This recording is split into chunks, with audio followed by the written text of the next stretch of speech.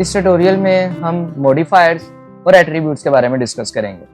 हमने पहले भी मॉडिफायर्स को थोड़ा सा टच किया था कि मॉडिफायर्स क्या होते हैं। हमें पता ये चला था कि पब्लिक मॉडिफायर्स होते हैं, प्राइवेट मॉडिफायर्स होते हैं, ठीक है। और इसके साथ साथ आज हम एट्रीब्यूट्स को भी कवर करेंगे कि एट्रीब्यूट्स क्या होते हैं। तो देखें, सबसे पहले तो हमें इनका सिंटैक्स देखने की ज़रूरत है कि इनको यूज़ कहाँ करते हैं और किस तरह से करते हैं। तो देखें, हमने अभी तक देखा है कि हमारे पास वेरिएबल की टाइप होती है। सबसे पहले तो वेरिएबल डिक्लेयर करने का जो एक मेथड होता है, जो एक प्रोसीजर होता है, वेरिएबल की टाइप हम यहाँ पर लिखते हैं और इसके साथ वेरिएबल का नेम यहाँ पर लिखते हैं, ठीक है। और अगर हम चाहें तो हम स्टार्टिंग में एक मॉडिफायर भी लगा सकते हैं, ठीक है। जैसे मॉडिफायर अगर हम यहाँ पर बात करें तो देखें, यहाँ पर हमारे पास मॉडिफायर अटैच्ड है। कौन सा है? ये पब्लिक मॉडिफायर है, ठीक है। हम इसकी जगह प्राइवेट भी लिख सकते हैं। यहाँ हमारे पास वेरिएबल की टाइप और यहाँ वेरिएबल का नेम, ठीक है, इसी तरह से। अब जो एट्रीब्यूट है वो हमारे मॉडिफायर से भी पहले आता है। अब देखें, ये हमारे पास एट्रीब्यूट है।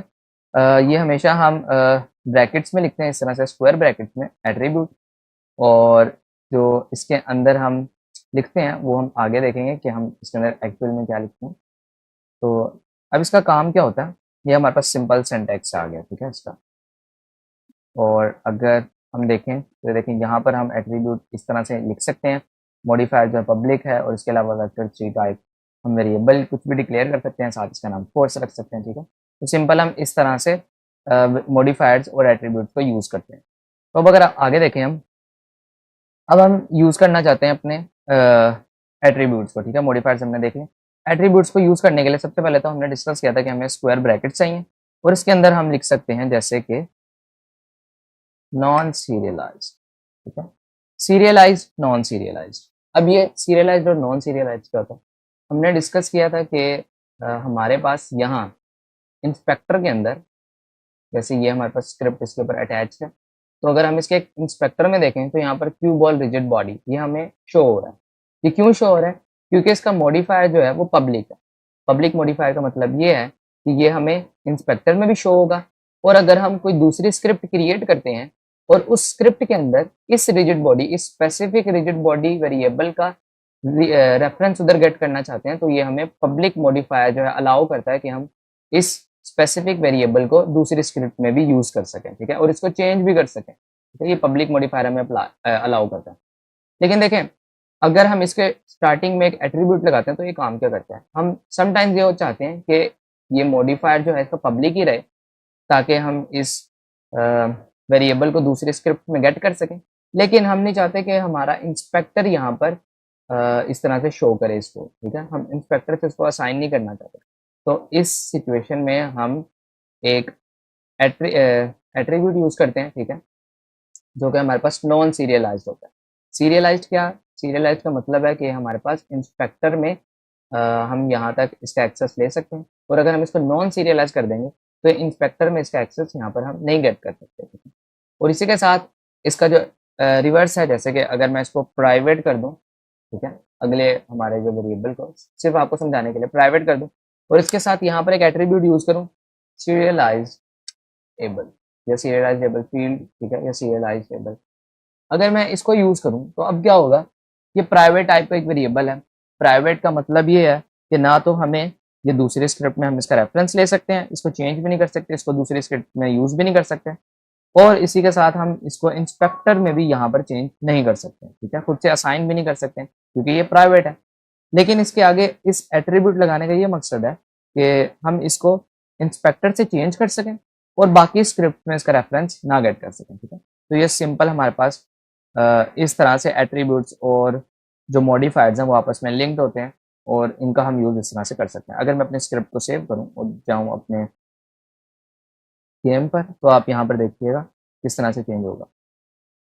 ओके, तो देखें, यहाँ पर हमारे पास क्यू बॉल स्टिक पीवट जो था हमारा ट्रांसफॉर्मेशन, ठीक है, ट्रांसफॉर्मेशन वेरिएबल ट्रांसफॉर्म टाइप का। तो देखें, वो तो यहाँ पर शो हो रहा है, लेकिन ऊपर जो वेरिएबल है, हालांकि वो पब्लिक है, लेकिन देखें वो नहीं शो हो रहा, ठीक है। क्यू बॉल रिजिड बॉडी वो यहाँ पर हमारे पास शो नहीं हो रहा, क्योंकि हमने इसको नॉन सीरियलाइजेबल फील्ड किया, ठीक है। और ये प्राइवेट है, लेकिन हमने इसको सीरियलाइजेबल फील्ड किया, तो इस वजह से हमारे पास इसका रेफरेंस यहाँ पर इसको शेयर कर सकते हैं, इसको गेट कर सकते हैं, चेंज कर सकते हैं, ठीक है। तो ये काम होता है हमारे पास सिर्फ एट्रीब्यूट्स का और मॉडिफायर्स का। इन्हें हम चाहें तो हम यहाँ पर भी लिख सकते हैं। फॉर एग्जांपल जैसे फ्लोट है, अगर मैं इसको पब्लिक कर दूं और साथ इसको नॉन सीरियलाइजेबल फील्ड कर दूं, ठीक है। और अब वेक्टर की बात भी अगर हम करते हैं, वेक्टर को अगर मैं प्राइवेट कर दूं, प्राइवेट, और इसके साथ serialisable, serialisable field, control S, और अब हम देखते हैं कि हमारे पास किस तरह से शो होता है। बल्कि यहाँ पर हम एक और भी चीज कर सकते हैं, हम इस स्विच को भी सीरियलाइजेबल फील्ड कर,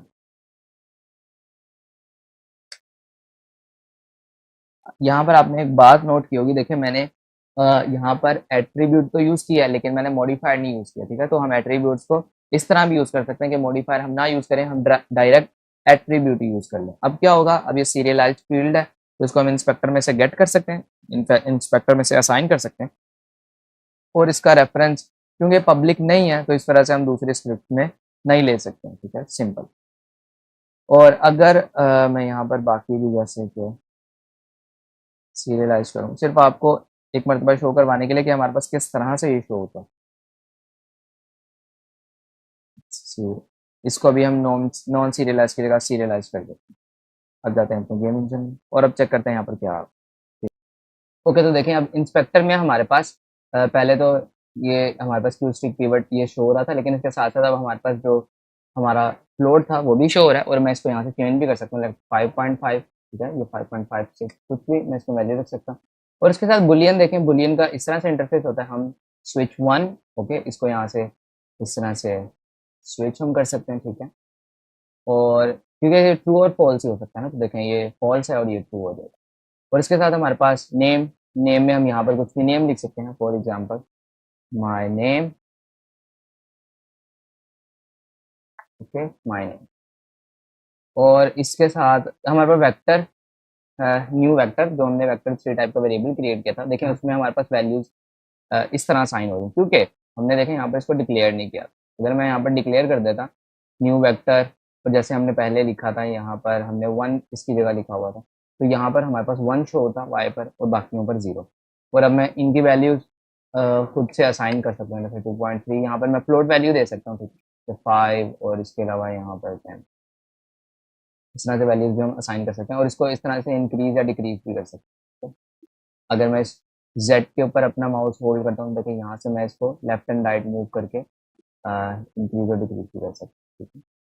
और इसके साथ देखें ये जो फ्लोट है इसको भी इंक्रीज और डिक्रीज कर सकते हैं। That's it. तो ये थे हमारे पास सीरियलाइज और नॉन सीरियलाइज एट्रीब्यूट्स और साथ मॉडिफायर्स का यूज, ठीक है। तो होप सो आपको समझ आएगा। और इसके साथ मॉडिफायर्स हम जैसे यहाँ पर है पब्लिक मेथड्स, मेथड्स के ऊपर भी हम असाइन कर सकते हैं। अब क्योंकि स्टार्ट और प्राइवेट और स्टार्ट और अपडेट मेथड जो है ये हर स्क्रिप्ट का अपना मेथड होता है, ठीक है, इसे हम दूसरे स्क्रिप्ट में गेट नहीं कर सकते, ठीक है, ना ही मैंने गेट करने की ज़रूरत है, तो हम इसको मॉडिफाइड में रख सकते हैं। और जैसे ये हमने खुद से क्रिएट किया, अगर मैं इसी मेथड को किसी दूसरे स्क्रिप्ट में यूज भी करना चाहता हूँ तो मैं क्या कर सकता हूँ, इसको यहाँ से पब्लिक कर सकता हूँ, सिंपल। और यहाँ पर एक और चीज़ मैं एक्सप्लेन करना चाहता हूँ, देखें जैसे ये एक मेथड के अंदर हमने वेरिएबल क्रिएट किया, अब मैं इसको पब्लिक या प्राइवेट नहीं रख सकता, ठीक है, क्योंकि अब ये हमने एक मेथड के अंदर क्रिएट किया है, ठीक है। तो इसको पब्लिक देखें यहाँ पर हमारे पास एरर शो हो गया, ठीक है, इसको मैं पब्लिक या प्राइवेट नहीं करूँगा। अब ये जो हमारे पास वेक्टर है हमने क्रिएट किया है, ये सिर्फ हम इसी मेथड के अंदर यूज कर सकते हैं। अगर मैं इस फॉरवर्ड को कहीं और यूज करना चाहूँ, फॉर एग्जाम्पल मैं यहाँ पर फॉरवर्ड यूज करना चाहूँ, तो देखें यहाँ हमारे पास इसको रिकोगनाइज ही नहीं कर रहा है, ठीक है, फॉरवर्ड को रिकोगनाइज ही नहीं कर रहा है क्योंकि हमारे पास फॉरवर्ड तो यहाँ पर था, ठीक है। और इस तरह से हम सिर्फ जो मेथड जो वेरिएबल्स यहाँ इसके अंदर क्रिएट करते हैं मेथड्स के अंदर, वो हम सिर्फ उसी मेथड में यूज कर सकते हैं। या फिर हम क्या कर सकते हैं, हम पैरामीटर के थ्रू, जैसे कि यहाँ पर अगर मैं पैरामीटर में वेक्टर 3 और यहाँ पर फिर से फॉरवर्ड हटा देता हूँ, ठीक है, देखें फॉरवर्ड। अब मैं क्या करूँगा, मैं सबसे पहले इस फॉरवर्ड को वाइप करता हूँ। अब देखें यहाँ पर जो वेक्टर है मुझे यहाँ पर वेक्टर देना होगा, वेक्टर अगर मैं देना चाहूँ तो देखें न्यू वेक्टर जो है हम इसको यहाँ पर दे सकते हैं, ओके। देखें ये पैरामीटर का भी काम इस तरह से होता है, पैरामीटर पे हम एक सेपरेट वीडियो क्रिएट करेंगे, ठीक है, तो इसको हम अच्छे से समझेंगे। बेसिकली क्या है, जो हम उस मेथड के अंदर वेरिएबल्स यूज़ करते हैं, उन वेरिएबल्स को हम उसके पैरामीटर में दे देते हैं, क्योंकि उन वेरिएबल्स के ऊपर जो फंक्शनैलिटी हमने असाइन की होती है, ठीक है? और वो फंक्शनैलिटी अगर हम किसी और मेथड के अंदर हमने कोई वेरिएबल डिक्लेयर किया हो, उस पर असाइन करना चाहते हैं, तो हम इस तरह से करते हैं, हम उस वेरिएबल को पैरामीटर में दे देते हैं और उसके पैरामीटर में जब उसको कॉल करने लगते हैं, उसके पैरामीटर में हम कोई और स्पेसिफिक वेक्टर दे देते हैं, तो उस स्पेसिफिक वेक्टर के ऊपर जो उस मेथड के अंदर हमारे पास यहाँ फंक्शनैलिटीज़ एग्ज़ीक्यूट हो रही होती हैं, वो सब उसके ऊपर एग्ज़ीक्यूट हो जाती हैं। तो सिंपल ये पैरामीटर का काम होता है। इससे हम स्विच कर सकते हैं डिफरेंट टाइप के वेरिएबल्स को, ठीक है? तो दैट्स इट।